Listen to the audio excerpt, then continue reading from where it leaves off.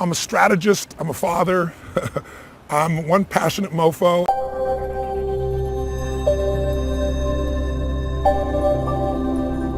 So I've had the leaders of countries, presidents of the United States, presidents of the largest companies in the world, billionaire entrepreneurs. And I've had moms and dads and entertainers, Serena Williams in the sports field, Hugh Jackman, Pitbull, Usher, you name it. So the one thing they all have in common, I think, is they're hungry. And I know that sounds simplistic, but I believe that's the single most important element that separates the quality of people's lives. It's not just the ability to have hunger, but to sustain it. Hunger means that you want more. You want more of yourself. You want to make a bigger difference. You want to be a better parent. You want to do something more than there is today, and that you don't get satisfied. Most people start out with hunger at an early stage of life and they lose it. But the people that come to me are hungry either because something's happened, they've had a birthday with a 0 on it, they've gone through a divorce, they're starting a business and they know I've got to have a different level, or they're the best in the world and they're always looking for that edge that makes the difference.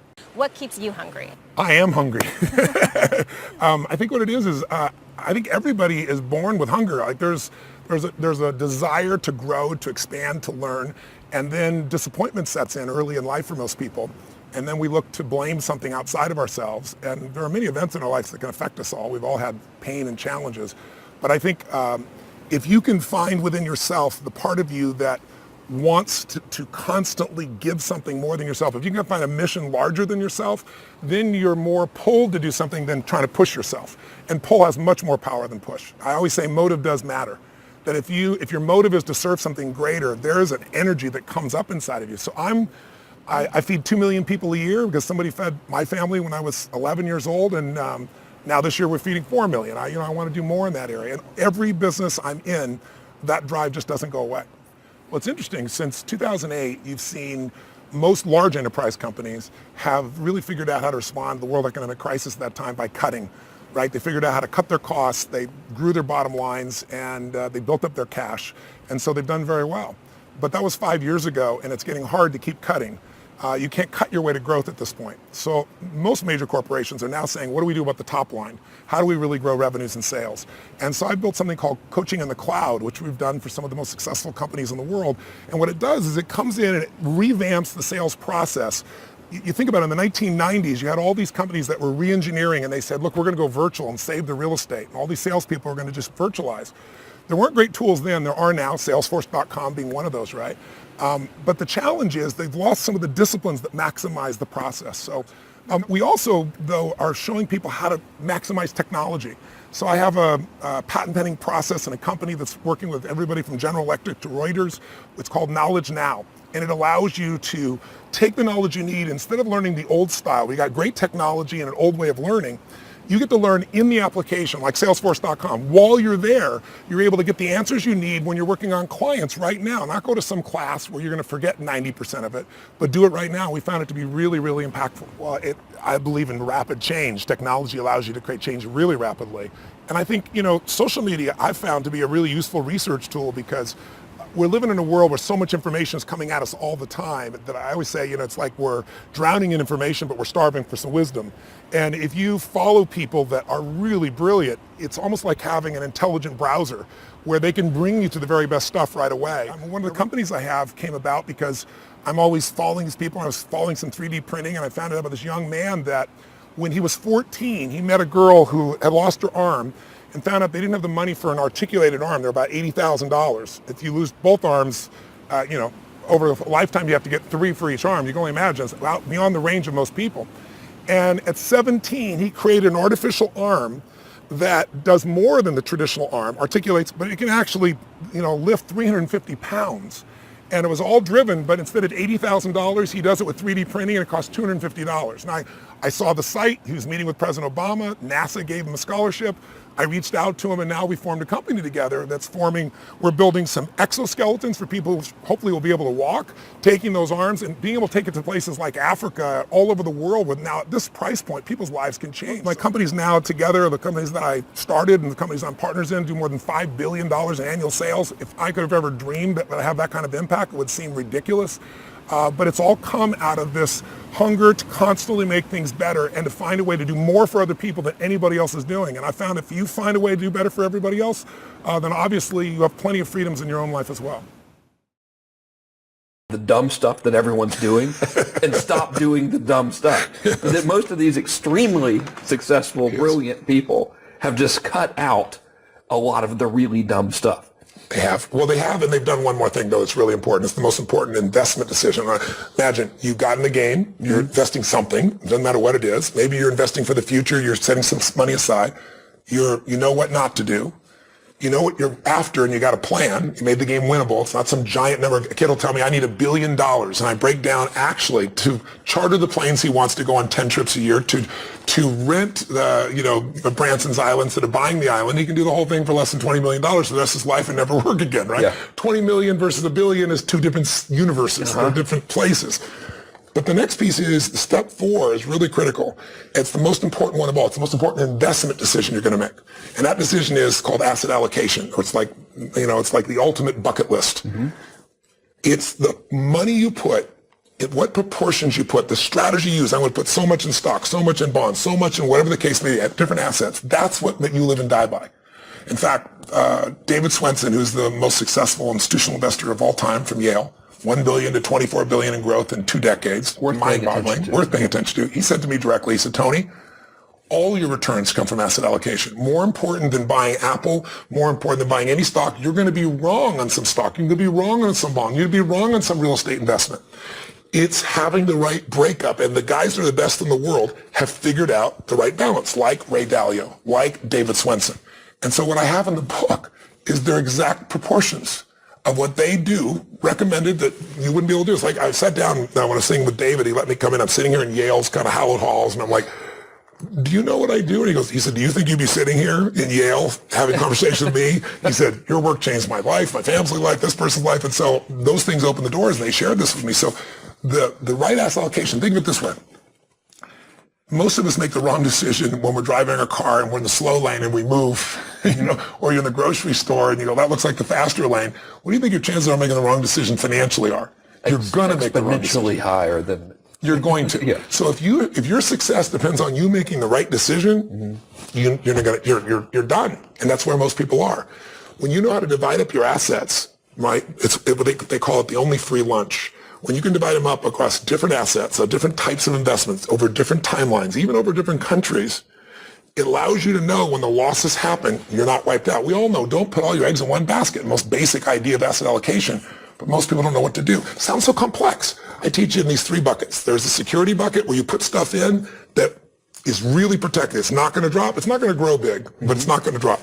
There's a bucket for growth that has some more risk, and there's a bucket for dreams where you do the fun stuff right now, not 30 years in the future, so you make money and, in the end of your life, you have something. And I show people how to figure out based on how comfortable are you with risk, how old are you, how much time do you have to accumulate, what's your source of income. When we look at those 3 things, we do it online with a little test, and then you can immediately go online and say, okay, here's a set of asset allocations that have been put together by people like Ray Dalio. I can compare it to whatever I have right now, and I can see what the returns have been over the last 10 years. Right there in 2 seconds. That's invaluable. It's mind-boggling. It's a dream. And I've only been able to do it because I've been working with the best people in the world, and they got excited about the mission. I mean, they got excited about seeing what could be possible in this area. And some of them, my background of not having food at times at Thanksgiving, and I shared with you that, I've been feeding people. I started with 2 families and then 4. I started when I was 17. Now this year will be 55 million. I've gotten these guys to join me in that task. So Ray Dalio donated 1 million meals. Mark Burnett, or Benioff, I should say, from Salesforce.com donated 1 million meals. So along the way, these guys not only shared their insights, but they're playing a role to help people whose society's forgotten, while we're also helping people through the book, which I'm really, really grateful for. So once you know what to do with the money. Yes. Asset allocation, to use grown-up terminology. Yes. Right? Just buckets. A certain amount of money I'm going to put where it's secure. It's going to grow slowly. A certain amount I'm going to put where it's less secure. I got more risk, but I got more potential reward. A certain amount I'm going to enjoy today. How do I know that percentage? You pick that percentage and then you forget about it. Whatever you're going to invest, 20% goes here, 30% there, 40% goes there. You divide it up. That's all it really is. And you just set it up to happen. Automatically. So you're not having to think about it all. Correct. Or you model somebody else, right? That's even better. Yeah. Set it up automatically based on their model. Yes, of what they've already proven. There. Yes. What's the next step? Next step is you've got to create an income for life. And then when I say income for life, it's so interesting because I ask people all the time, why do you invest? What are you investing for? What would your response be? So I'll have money when I'm old. Right? Yeah. So some people say, so I have money when old. Some people say, so I can grow my assets. Some people say, so they tell me all kinds of things. There's only one reason to invest: income. You can have all these companies, but eventually you have to convert that to income to be able to live a great life. The final purpose of all investing is income. And most of us don't know that anymore because all of the marketing machines of the large banks, if you were taking income, it's no longer in their account. So it's bad. So it takes it away from them. So one of the things that I looked at was, I started looking around, and most people know the power of life insurance, right? Don't like it, but I want to make sure if something happens to me, my family's taken care of. But what if you live? And here's what's crazy. The number one fear amongst baby boomers is not death. Death is a far number two, way down the list, number two percentage-wise. Number one is running out of money before they die, having a life where they don't have income. And it's going to happen, according to all the statistics, to about 75% of the population, right? It's mind-boggling. So what do I do without any income? That's why you see people now in their 70s as greeters at Walmart. You know, it's just they got to figure out what to do because they never figured this stuff out in the beginning. So there is income insurance. Income insurance is old. It's a 2,000-year-old approach to making sure you have money. Julius Caesar was the first one who created it. And here's what it was. They created a pool of money where the soldier's going to go out. And everybody put their money in, and it was held by the government. And whoever came back, they split up that pool of money over time with annual payments. So the word annuity that we all have heard, the word annuity is annual payments. Now you get annuities that pay you every month, but that process that's out there is one of the most successful opportunities for people to create an income. In other words, there's a stage in my life where you build, like you are. You're grow, and you're growing up the mountain. You're saving, you're investing, and you're building it to a giant critical mass, to a jackpot. When you get to the top of the mountain, there's going to be a stage where you're not going to want to work. You probably will. Guys like you and I will always work. You don't have to work. And therefore, you tend to work harder. I couldn't imagine not doing it. It's just like I couldn't either. Yeah. Steve Wynn's a dear friend of mine. He's 72 years old. He works harder now than any time I've known him. Just crazy. T. Boone Pickens is a friend of mine. He's 86. When he was 68, he retired. He's a billionaire. He's made more money after coming out of retirement in the last 15 years than he did in the first 68 years, and he's having the time of his life, right? But you want to know you don't have to work. So when you get to that peak where you have enough money, now you want to be able to ski down the mountain, enjoy your time with your family, do whatever you want to do, give your time, your energy, your capital, do whatever you want to do. That phase you need income for. And most people aren't planning for income. So you could be in a position where you built your assets up, your stock investments, your bonds, your real estate, and how fast can that drop by 50%, by 30%? We've seen it in every market. About a nanosecond or Ray Dalio, a day? Yeah. Ray Dalio says point blank, he said, whatever you invest in, most people invest in something they feel is their favorite. They think they know something about it. So he said, you're a real estate guy, you put all your money in real estate. And then you put all your money in stocks, or you put it into commodities or whatever. He said, whatever investment you invest in, he said, mark my words, in your lifetime, there will be a day that category will go down 50 to 70%. He said, so the only way you protect against that is asset allocation, spreading out against many different baskets, not one. And the other way is you create an insurance policy that says, I'm guaranteed a certain income for life. So what you do is you take a percentage of your earning and you put it in an environment where it grows. And the only problem with that is, I heard annuities, and I was like, annuity maybe is the most negative word. It's like, I know you think about some sleazy insurance sales. Yeah, exactly right. So you associate to it. Yeah. But here's what an annuity is. Bernanke, as the head of the Fed, his top two investments were both annuities. Because I used to read these ads that say, they still market them. It says, what does it say? It says, I hate annuities and you should too. Yeah. And of course you go to it and it's a guy that's selling you stocks, right? And he says, annuities, they have all these fees, and he's right. There's tons of horrible annuities, just like there's tons of negative mutual funds. There's tons of people who got fees everywhere. They take it every year. And the annuity side, there's a commission paid to a guy. He gets paid once. So I want to be really clear. Annuities aren't a great product. Like mutual funds aren't a great product. The right annuity, the right investment is the right one. And that means you've got to be able to strip out all the crazy fees. You got to know what you're getting. For most people, that's complex. I'll give you a perfect example. A variable annuity, very popular annuity, is filled with fees. It's fees on top of fees. It's fees to be inside of the annuity, and then there's fees for a mutual fund on top of it. It's a disaster. But there are types of annuities, like, done properly, like these hybrid annuities, they call them, where it's tied to an index, meaning a stock market index. So here's how it works. You get the upside without the downside. If the stock market goes up, you get a percentage of that growth. If it goes down, you lose nothing. So like you think about my friend who's been out of the stock market for 6 years and he's got nothing to show for it. I said to him, this would have been one of many different vehicles you could have easily done. And what's beautiful about these types of annuities, when it's the right company, you want a company that's got the right rating. You want a company, these insurance companies, the good ones have been around 100 years, 200 years. They've been around since recessions, depressions, the 2008, and nothing's hit them. They're that strong. They've been around. That's all they do. And I said, so with these types of them, there's some that are available. Most of them are available only for people in their 50s and above. So it's thought of as, something for grandpa. I sat down when I started seeing how these work. There's one annuity I saw, and I'm getting old enough that I'm within the range of doing these things now, which scares me. But one of them gives a guaranteed return of 7% a year. And where are you going to find that? And my immediate reaction is that's impossible. It's like, It's a company that's, A-rated. It's been around forever. But here's how they do it. You pay into the company, in this particular one, your rate grows at 7% a year, and then you have this lump sum. You don't take out the lump sum. That's how you get the 7% per year. What you do is you take out 5% of it a year, and so they show you what that means to you in income. Because what you really want is income. Mm-hmm. If you're in the stock market and it drops 50%, your income is just cut in half, and then to grow it back can take decades. So there's some that are tied to the stock market. There's some where annuities that are available today, brand new ones, where I saw this one, it blew my mind, where you take the upside of the stock market and they take what's called a spread. So they'll take 1.5% off the top. So if the market goes 10%, you got 8.5%. If it goes 20, you got 18.5%, right? Mm-hmm. And if it loses money, you lose nothing, and there are no fees if it doesn't make money. That's a much more attractive proposition. It's mind-boggling. And then they have a second piece which says, if you leave your money with us and you don't take it out, if you leave it with us, then you can convert that to income in the future. And we can show you how much that would be worth in the future at different stages. So you're able to have something to plan with. So I'm talking about a subject that's really complex. I'm realizing I'm trying to explain this in a few minutes. And I haven't tried to do it verbally. I do it in the book really step by step.